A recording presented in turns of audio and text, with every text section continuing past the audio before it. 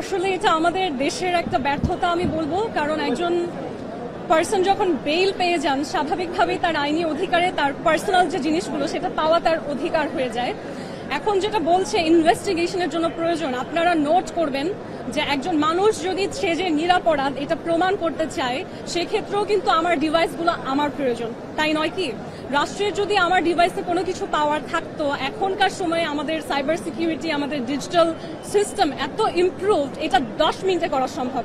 In fact আমি তাদেরকে অনুমতি দিয়েছি যে আপনারা আমার ডিভাইসে যা কিছু আছে কপি করে রেখে দিন, আপনাদের সময় নিয়ে সারা বছর লাগিয়ে আপনারা ইনভেস্টিগেশন করুন, কোনো সমস্যা নেই।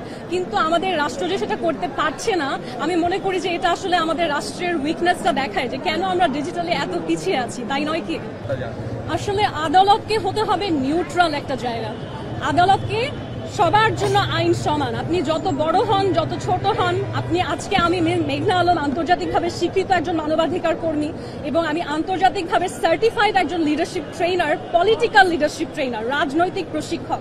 এটা ছাড়াও আমি যদি একজন সাধারণ মেয়ে হতাম, তারপরও আমার সমান অধিকার আদালতে নিশ্চিত করার দায়িত্ব।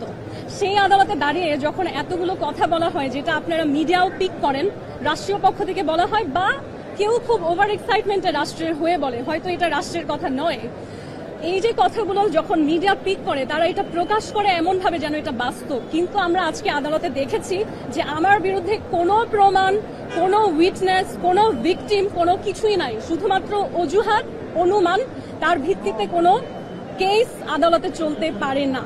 এবং এই যে সারা বাংলাদেশে আমার সম্পর্কে একটা ভুল ধারণা এই কথাগুলোর মাধ্যমে ছড়াচ্ছে, তাই আমি হাত তুলে আগে আজকে পরিষ্কার করেছি যে আপনারা যাকে নিয়ে কথা বলছেন তার উপরেও বাংলাদেশের ভাবমূর্তি নির্ভর করছে। এবং একজন বিদেশি রাষ্ট্রদূতের চেয়ে এই দেশের একজন মিস বাংলাদেশ টাইটেল হোল্ডারের ভাবমূর্তি নষ্ট হওয়া আমাদের দেশের জন্য অনেক অনেক বড় ক্ষতি। ওই ক্ষতিটা হয়তো তাৎক্ষণিক দেখা যায় যে একজন শক্তিশালী মানুষ রাগ করলেন, তাৎক্ষণিক ভয়টা পাওয়া যায়, কিন্তু যখন আপনি আপনার দেশের টাইটেল হোল্ডার, আজকে কল্পনা করেন মিস জাপান, মিস ইন্ডিয়া, তারা যদি এই অবস্থায় থাকতো, কোনোভাবেই তার রাষ্ট্র তাকে এই অবস্থায় থাকতে দিত না।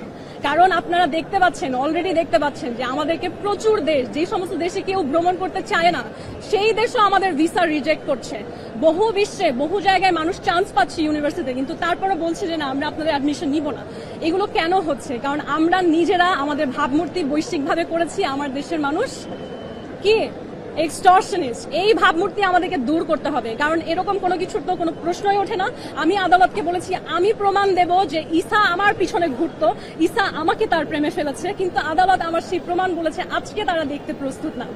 দেখুন, আমি আজকে এখানে আমার এই পোশাকের সাথে একটি প্যালেস্টাইনের স্কার্ফ পরে এসেছি এবং এই স্কার্ফটার একটা ভ্যালু আছে, কারণ প্যালেস্টাইনের এখন যেই অবস্থা সেখানে কিন্তু প্রচুর পরিমাণে কারখানা নেই, খুবই সীমিত অবস্থায় মানুষ এখনো এই যে তাদের শিল্প এটা তৈরি করে। আমি আজকে এই স্কার্ফটা পরে এসেছি এটাই বোঝানোর জন্য প্যালেস্টাইনের মানুষ যেমন সংগ্রামী, আপনাদের বাংলাদেশের মেয়ে আমি মেঘনা আলমও এখানে একটা সংগ্রাম করছি কনস্পিরেসির বিরুদ্ধে।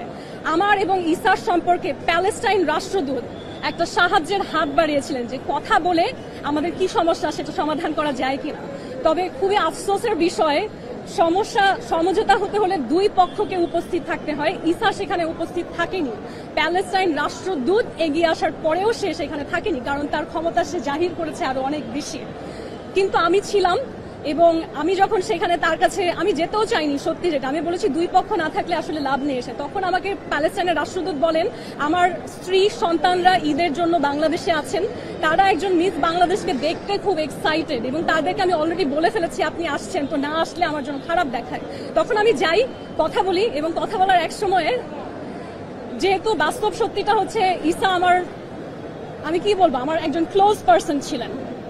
আমি যখন আমার কি সমস্যা তার সাথে শেয়ার করি আমি কেঁদে ফেলি এবং আমার কান্না খুবই কি বলবো যে সেখান থেকে কোনো সলিউশন তো আসেনি, বরঞ্চ সেই অবস্থানটার প্রাইভেসি নষ্ট করে ঈসার সৌদি যে বউ আছে তার কাছে জানানো হয় যে আমি কান্না করেছি কথা বলার সময়, এবং তিনি আমাকে বলেন আরো কাঁদো, কিপ ক্রাইং।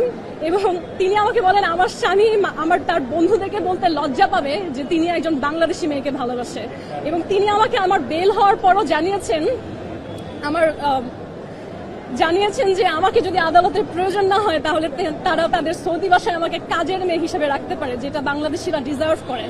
তো আমার মনে হয় যে যেহেতু আমি আসলে কারো ঘর ভাঙার চিন্তা নিয়ে আসি নাই, বরঞ্চ আমাকে গাধা বানানো হয়েছিল, আমাকে আসলে এগুলো বলার কোনো প্রয়োজন ছিল না। আরেকটা প্রশ্ন, যে একজন নারী হিসেবে আপনি মেঘনা আলম না, ধরেন আপনার জায়গায় অন্য কেউ, জি, সেদিন রাতের ঘটনার সঙ্গে একটা সাধারণ নারীর তুলনা আপনি করবেন।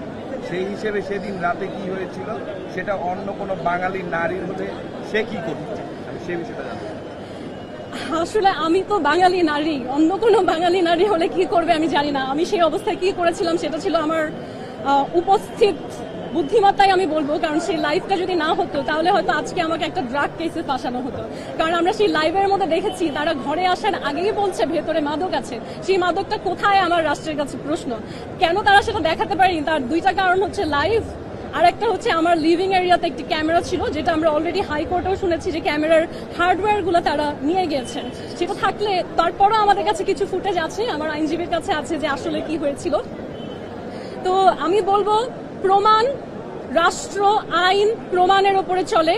প্রমাণ অনুযায়ী আমি শুধু নির্দোষী নয়, প্রমাণ অনুযায়ী আমি একজন ভিকটিম, যার উচিত ছিল জাস্টিস সিক করা।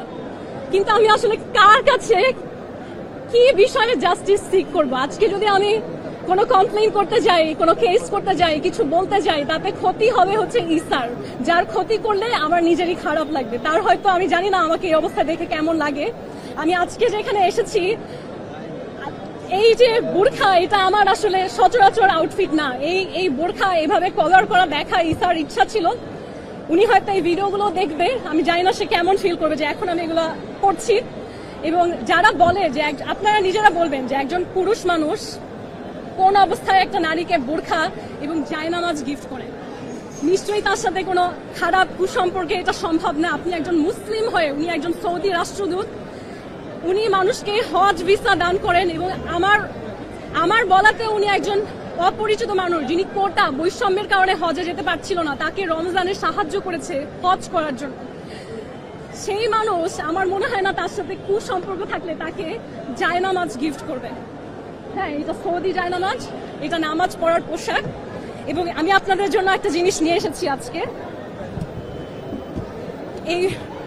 এটা বক্স, তবে আমি খেজুরও নিয়ে এসেছি, আপনারা মিলিয়ে দেখবেন। হ্যাঁ, এই বক্স হাতে নেওয়া ইসার ছবি আছে।